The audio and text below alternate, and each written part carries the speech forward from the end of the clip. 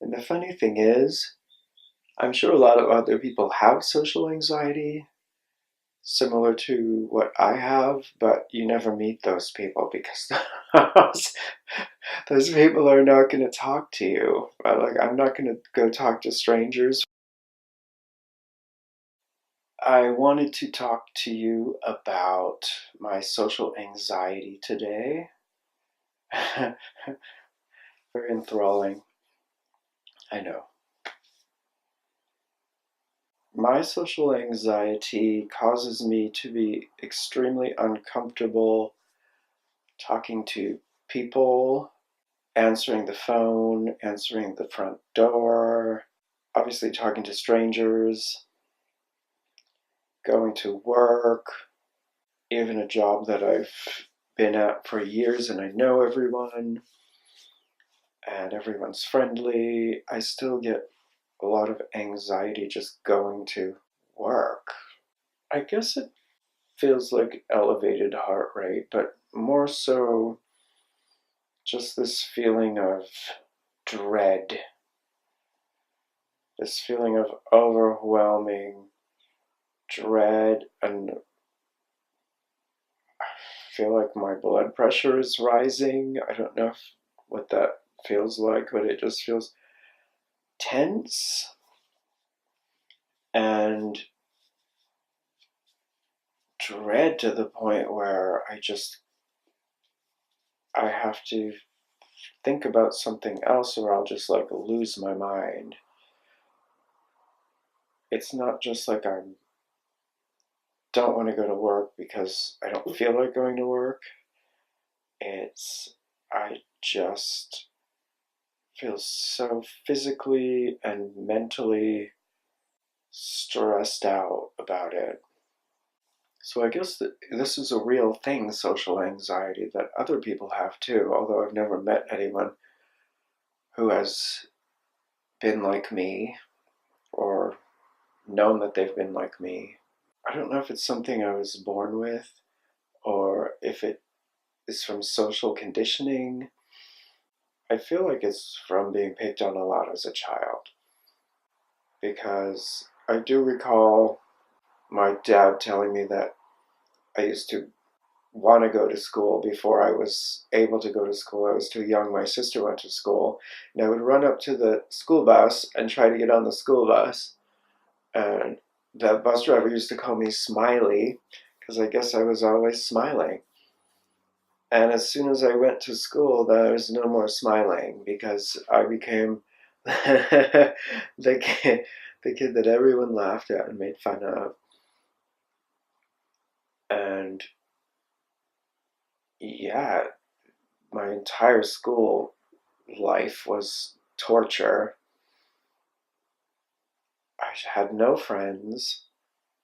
I dreaded lunch because we had these big communal tables and kids would just go and sit with their friends. And, we've all heard this story before, not having anyone to sit with at lunch, but, you sit at someone's table and they wouldn't want you there. And then it was just so embarrassing to find a table where there was like only a few people at one end and sit alone at the other end.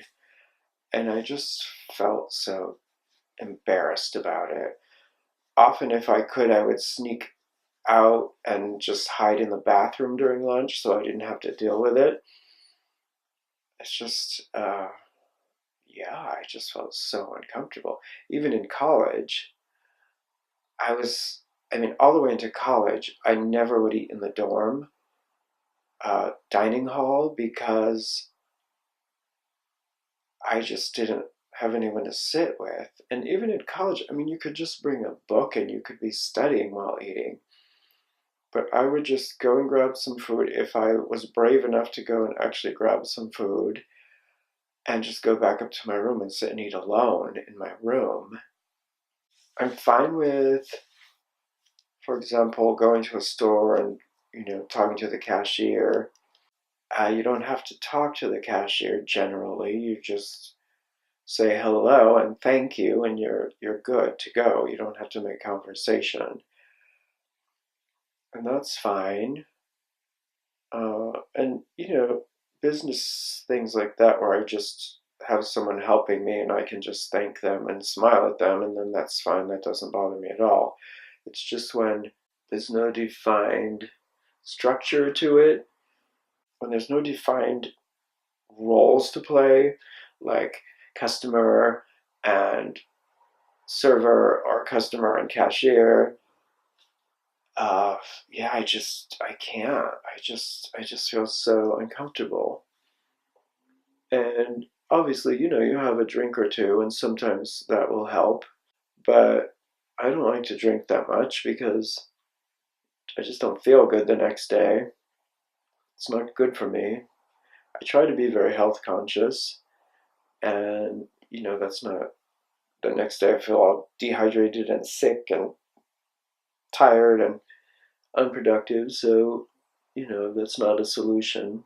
I know there's a lot of resources online and a lot of suggestions and tips. A lot of other people deal with the same thing, and there's a lot of good ways to deal with it and suggestions to cope.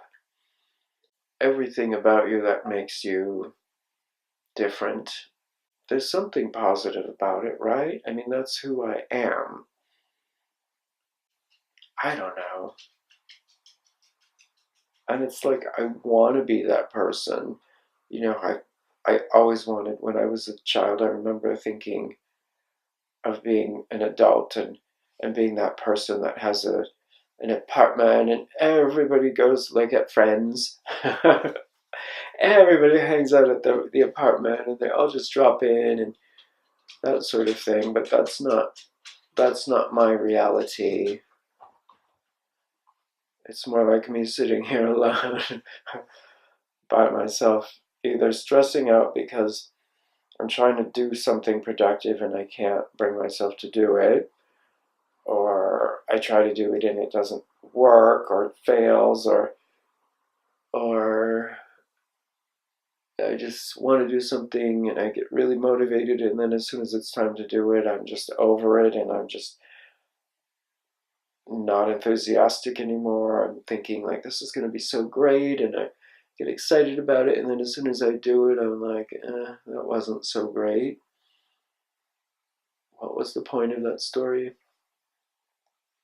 And so, yeah, and I do want to meet people and have friends and, be happy, not waste my entire life sitting in my apartment, which is what I tend to do. And I feel like I've done that for the majority of my life, is hiding away. And just start to think, when are you going to get over this? You're not young anymore. Isn't it time to get over it? And it's just too easy to fall into my comfort zone and not talk to people. Doesn't every kid have the thought that they're going to be something amazing and their life is going to be so great when they're older and they're going to do great things and make a mark on the world? I don't know, I always did. I always felt that way when I was younger, but I don't feel like that has come to pass. And I'm not like sad about it, but I guess I am sad about it.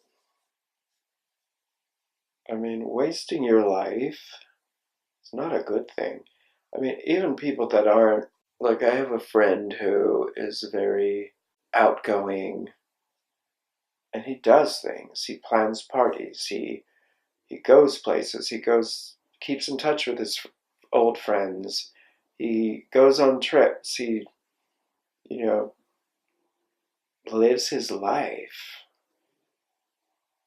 I mean, he works and then he goes out, and every day is pretty much some kind of, you know, social interaction and experience. And I'm kind of just when I do go to work, I go to work and then I come home and I cocoon myself away and don't want to talk to anybody or see anybody.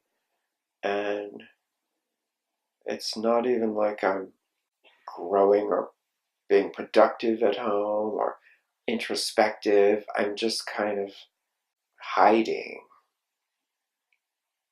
I guess I just have to be who I am. And I am that person that's weird and awkward and introverted and afraid of most things. And I guess that's okay. But, I mean, is that all that's going to be? Is that what my life's going to be? Till I die, I'm just going to be like hiding away? It just doesn't seem like that's the best way that I can live my life. So I guess I need to take some steps to move in a different direction and make something of my life despite the fact that I have these issues. Because everybody's got issues. I know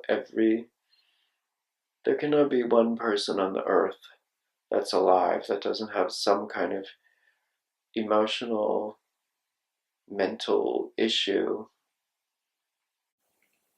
that holds them back in some way.